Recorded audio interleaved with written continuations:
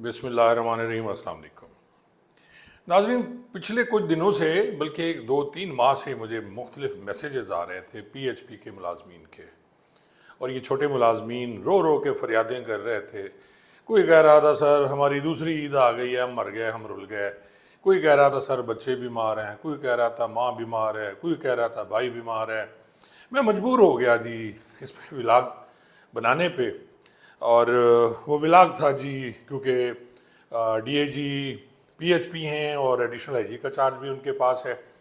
अतर वहीद साहब तो वो CTO भी हैं, लाहौर ट्रैफिक के इंचार्ज भी हैं।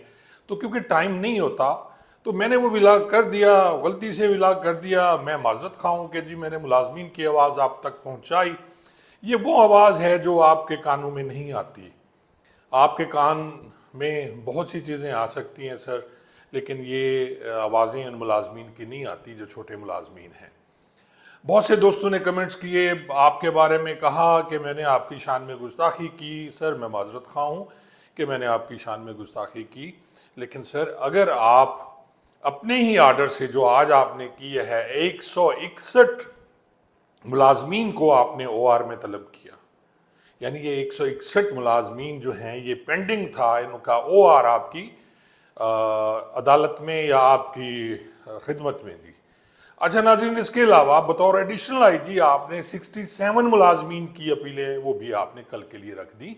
ये OR होगा पूरे पंजाब में। OR नाज़रीन मैं आपको बता दूं अर्दली रूम होता है जो कि ये बड़े बड़े साहब जो हैं ये बैठ के OR करते हैं, और जो निचले मुलाजमीन हैं, छोटे मुलाजमीन होते हैं, इंस्पेक्टर तक वो DAG साहब की खिदमत अक़दस में पेश होते हैं, और अगर DSP है तो वो फिर IG साहब की खिदमत में या एडिशनल IG साहब की खिदमत में पेश होते हैं।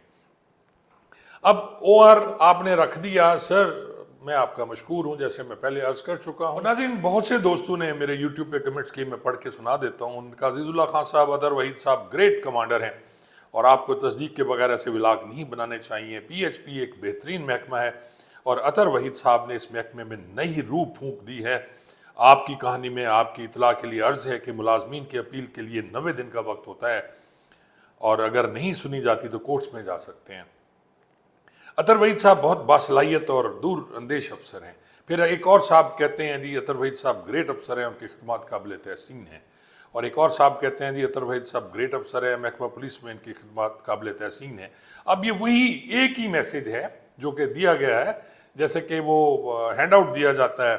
फिर कहते हैं जी अब डॉक्टर अतर वहीद खान साहब जो हैं एक मेहनती और फर्शरास अफसर हैं, वहाँ ये इनकलाबी सोच के हामिल हैं, और जिन्होंने पेट्रोलिंग पोस्ट को पुलिस को जदीद खतूत पर इस्तवार करने के साथ साथ काफ़ी इख्तियारात अता किए।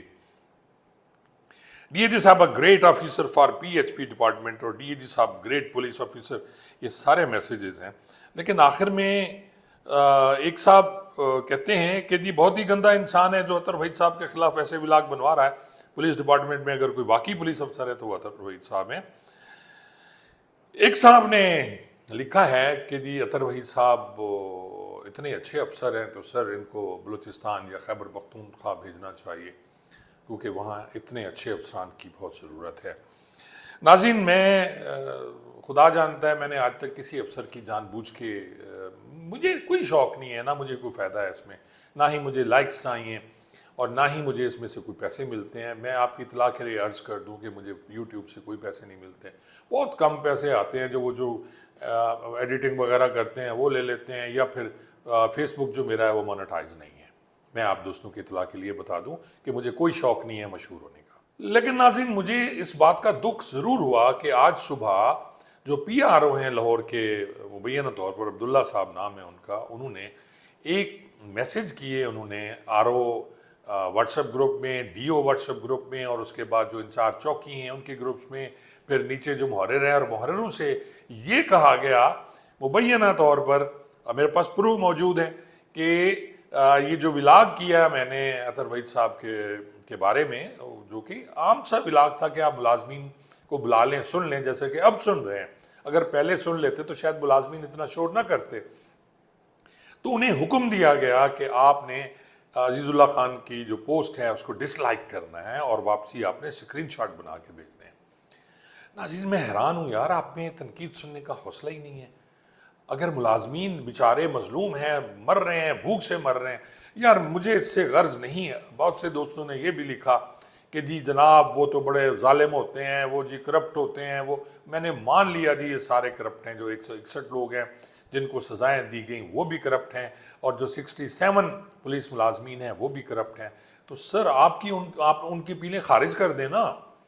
اب کل جو مزہ لگے گا وہ یہ ہے، جیسے میں پہلے عرض کر چکا ہوں کہ 161 اپیلیں جو ہیں وہ بطور ڈی اے جی سنیں گے، اور 67 اپیلیں وہ بطور ایڈیشنل آئی جی سنیں گے۔ خبر یہ بھی ہے ناظرین مبینہ طور پر کہ انہیں کہا گیا کہ سر آپ ایڈیشنل آئی جی کی اپیلیں نہیں سن سکتے، کیونکہ آپ نے پہلے تو وہی اپیلیں خود سنی ہیں بطور ڈی اے جی، اب وہ ریویو ہے، اپیل تو ہے نہیں، یا جو سزا انہوں نے دی ہے ہاں اس کی اپیل ہو سکتی ہے، لیکن جو ریجیکٹ کریں گے یہ بطور ڈی آئی جی، ان کا ریویو جو ہے ایڈیشنل آئی جی کے پاس ہوتا ہے، اور وہ ریویو جو وہ انہوں نے سننا ہوتا ہے اور اس کا ڈیسیژن کرنا ہوتا ہے۔ مجھے اس بات کا بھی پتہ ہے کہ 90 دن کے اندر اندر ملازمین، اگر آپ اپیل نہیں سن سکتے تو آپ سروس ٹریبونل میں چلے جائیں، لیکن سر جو صاحب وہ میسج لکھ رہے تھے مجھے، ملازمین کے پاس کھانے کو پیسے نہیں ہیں، کہاں وہ لاکھوں روپے وکیل کو دیں گے، کہاں وہ 5 سال 4 سال انتظار کریں گے۔ چھوٹی چھوٹی سزائیں ہیں، ڈسمسل ٹھیک ہے ہوگی، کسی کی پراپر انکوائری نہیں ہوئی، کسی کی انکوائری ہونے والی ہے، تو یہ ساری چیزیں پینڈنگ ہیں، آپ نکال دیں، کل نکل جائیں گے، یہ سارے خاموش ہو جائیں گے۔ لیکن ایک بات کا میں جواب ضرور دینا چاہوں گا ان دوست کو جنہوں نے کہا جی انہوں نے بڑی تاریخی اس میں اصلاحات کی ہیں، تو وہ اصلاحات کچھ یوں ہیں کہ سرگودا میں جو کرپشن ہوئی ہے پی ایچ پی میں ناظرین، اس میں جو سارے کانٹے بند کر دیے گئے، یہ کمپیوٹرائز کانٹے ہوتے ہیں، آپ کو پتہ ہے، جن پہ وزن ہوتا ہے، اور وزن ہونے کے بعد یہ پی ایچ پی جو کیونکہ ہائی وے پولیس ہے تو اوور لوڈ جو ٹرالے ہیں یا اوور لوڈ گاڑیاں ڈمپر ہیں وہ روڈ پہ اس حالت میں آئیں کہ وہ اوور لوڈ ہوں تو پی ایچ پی ان کا چلان کرتی ہے۔ میری اطلاع یہ ہے کہ ان کی تاریخی اصلاحات میں پچھلے 3 سال سے 50 روپے پر گاڑی مبینہ طور پر، جس کا میرے پاس ثبوت ہے، اور ایک صاحب ہیں جنہوں نے درخواست بھی دی ہے آر پی او صاحب کو، ڈی پی او صاحب کو، وہ انکوائری ہو چکی ہے سرگودا کے ڈی او صاحب کے خلاف، اور اس پہ یہ ہے کہ جی 50 روپے پہلے دیا کرتے تھے، 50 روپے فی گاڑی۔ آپ دیکھ لیں کہ اگر ایک کانٹے پہ 8000 ڈمپر آتے ہیں تو اس کتنے بنیں گے 50 کے حساب سے۔ اور سنا یہ گیا ہے کہ اب جو نئے صاحب آئے ہیں انہوں نے یہ کہا ہے تاریخی اصلاحات میں کہ جی اس کا آپ 150 روپیہ کر دیں۔